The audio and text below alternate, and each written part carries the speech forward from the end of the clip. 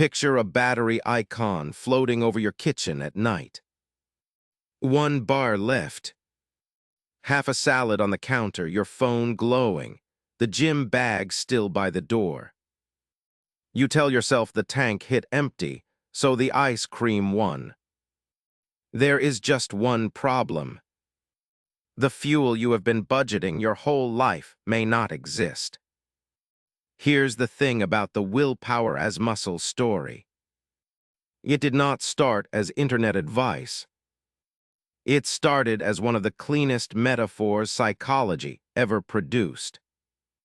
In Baumeister, Bratislavsky, Muravin, and Tice's 1998 study in the Journal of Personality and Social Psychology, people who had to resist warm cookies later quit faster on impossible puzzles. The interpretation felt obvious. Resisting temptation had spent something. The self had a limited resource, and the resource could be drained. Then Muravin and Baumeister's 2000 review in Psychological Bulletin gave the idea its name and architecture, the strength model of self-control. Self-control resembled a muscle. Use it hard now, and it weakens in the short term. Train it over time, and maybe it grows stronger. You can see why this exploded.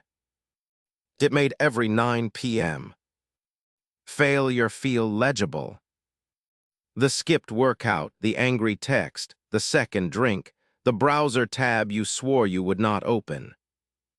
Your character had not collapsed.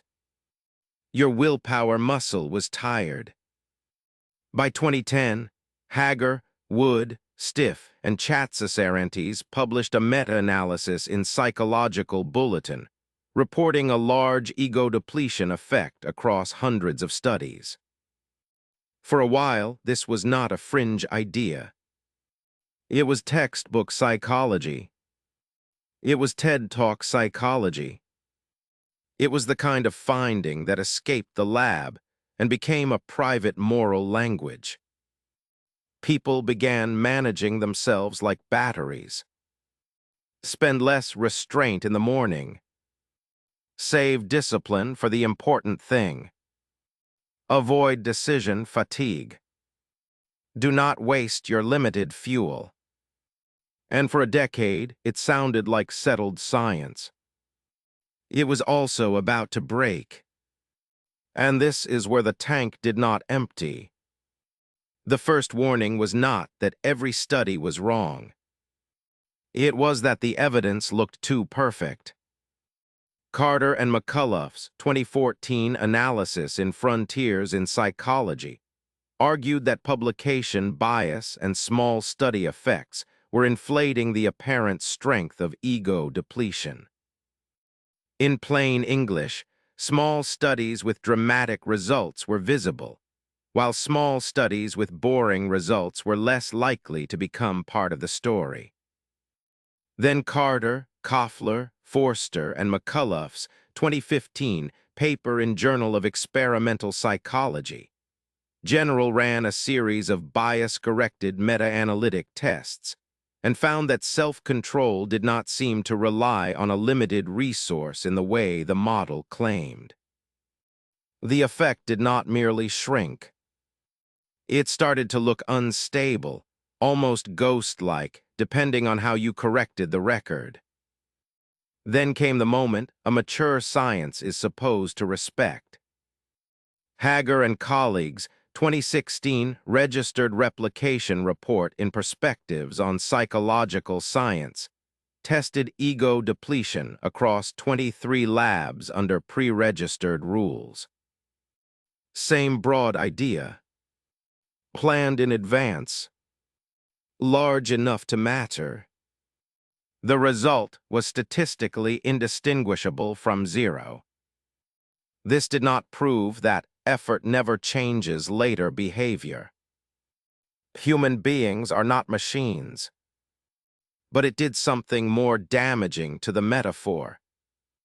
It showed that the flagship finding, the one that made the battery feel real, did not survive contact with an experiment designed not to fool itself. That matters because a metaphor can be emotionally useful and scientifically misleading at the same time. The muscle story gave you comfort, but comfort is not measurement. The tank was not found empty. In the strictest tests, the tank was not found at all. So the next question is awkward. If you are not running out of fuel, what are you experiencing when discipline suddenly disappears? Here is the stranger part. The tank seems to appear most clearly in people who believe in tanks. Job, Dweck, and Walton's 2010 study in psychological science found that depletion effects were strongest among people who believed willpower was limited. People who believed willpower was not easily exhausted showed little or no drop-off after demanding tasks. That is a strange property for a fuel to have. Gasoline does not vanish only when the driver endorses a questionnaire about gasoline. But expectations do work like that. They tell you what a sensation means. They turn tiredness into permission, effort into danger, and a craving into evidence that you have already lost. Inslicht and Schmeichel's 2012 paper in Perspectives on Psychological Science pushed the same revision further with the process model of self-control. What looks like depletion, they argued, may be a shift in motivation and attention. After doing something controlled and tedious, your mind becomes less interested in have-to goals and more interested in want-to rewards. The cookie becomes louder. The phone becomes brighter. The task you promised to finish becomes strangely dull. This is not moral failure. It is valuation. Your brain is not announcing that the reservoir is dry. It is renegotiating whether the current demand deserves more effort. That explains why the same person can feel completely out of discipline for paperwork, then stay awake for 3 hours on a game, a crush, a fight, or a problem they care about. If willpower were a drained battery, the energy would be gone everywhere. But attention is selective. Motivation is selective. Meaning is selective. You did not run out of willpower at 9 p.m. Your brain repriced the effort and stopped wanting to pay. And once you hear that sentence, the entire problem changes shape. And this is where the metaphor needs to change. Effort does not behave like gasoline. It behaves more like a price. Kurzban, Duckworth, Cable, and Myers, 2013, article in Behavioral and Brain Sciences, proposed the opportunity cost model of subjective effort. The feeling of mental effort may be your brain's way of asking whether this task is worth more than the other things you could be doing with the same attention. That is why fatigue can rise even when your body is not physically depleted. The cost is comparative. Email costs more when your phone offers novelty. Studying costs more when sleep is overdue. Resisting dessert costs more when the room smells like sugar and everyone else has stopped pretending. Inslicht, Shenhav, and Olivola's 2018 paper in Trends in Cognitive Sciences called this the effort paradox. Effort is experienced as costly, but it can also add value and meaning. People avoid effort when it feels pointless, and seek it when it proves devotion, competence, status, or identity. The marathon hurts, but the hurt can become part of why it matters. The difficult book is tiring, but the difficulty can make finishing it feel earned. A fuel gauge cannot explain that reversal. A price model can. Prices move. They respond to context, mood, reward, identity, friction, and comparison. This is why the phrase "I am out of willpower" is so seductive and so limiting. It turns a negotiable cost into a biological verdict. It makes the evening feel closed. But if the real sentence is "this stopped being worth it," you can work with that. You can lower the price, raise the value, remove the competing reward, change the timing, change the room. A fuel tank can only be refilled. A price tag can be redesigned. And redesign is where self-control gets practical. Okay, so what do you actually do? You stop building a life that depends on winning the hardest moment. Duckworth, Gendler, and Gross's 2016 paper in Perspectives on Psychological Science described situational strategies for self-control. Change the environment before desire spikes, so restraint is not the thin wall between you and the cookie. Do not keep the phone on the desk and call it a character test. Do not keep the food that derails you at eye level and call the relapse mysterious.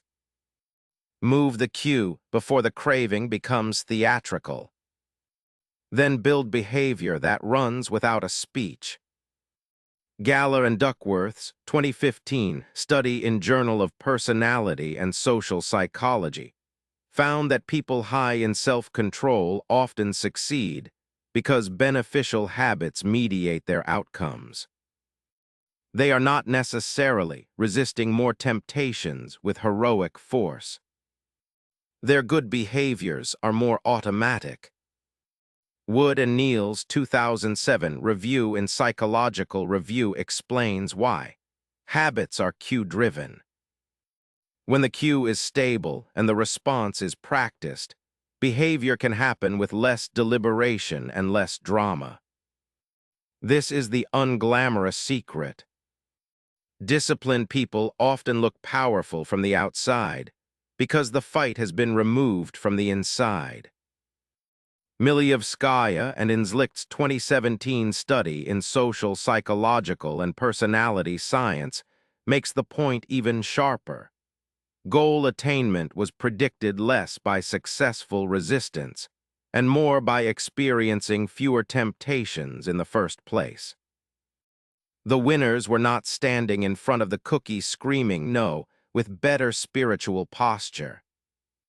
They were less often standing in front of the cookie. So the practical question is not how do I get more willpower? It is where can I make the desired action easier, the undesired action slower, and the tempting moment rarer. Put the shoes by the door. Block the site before midnight. Shop after eating. Right when the house is quiet. Arrange the room so the future version of you does not need a sermon. The goal was never a bigger willpower muscle. It was a life arranged, so the muscle rarely has to lift. Ego depletion is a cautionary tale about how a tidy metaphor can outrun its evidence for 20 years. Baumeister and colleagues' 1998 study in the Journal of Personality and Social Psychology gave people a story that felt humane, while Hager and colleagues' 2016 replication in Perspectives on Psychological Science reminded us that humane stories still need to survive good tests. Drop the tank, and self-discipline stops being a moral test you keep failing. It becomes a design problem. Less shame. More architecture. Fewer speeches to yourself at the worst possible moment. More rooms, cues, habits, and priorities arranged before the moment arrives. If this changed how you think about discipline, send it to someone who keeps blaming an empty tank. And I will see you in the next one.